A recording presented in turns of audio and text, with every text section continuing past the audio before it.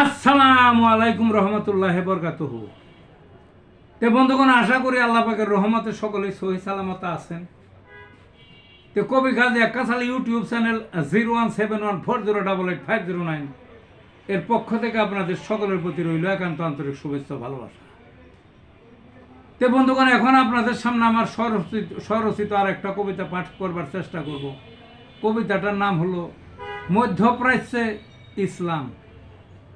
রাজতন্ত্রের রাজ্য দখল, মধ্যপ্রাচ্য জুড়ে ইসলামের নাই নাম ঠিকানা, সুন্নত দেহ ভরে।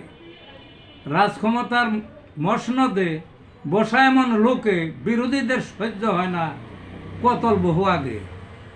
এক দেশের এক নেতা বাদশাহ নাম ধরে, পরিবারের সবাই শোষক, খাইছে লুটে পুটে।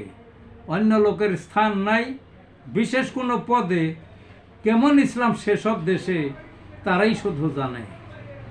পর্দা প্রথার মুখে থুরি,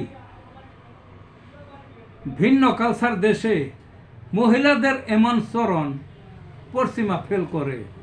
ইসলাম ধর্মের মূল ভূমি, ইসলাম থেকে সরে বাদশা নামক কুলঙ্গারে সবই দিছে খুইয়ে।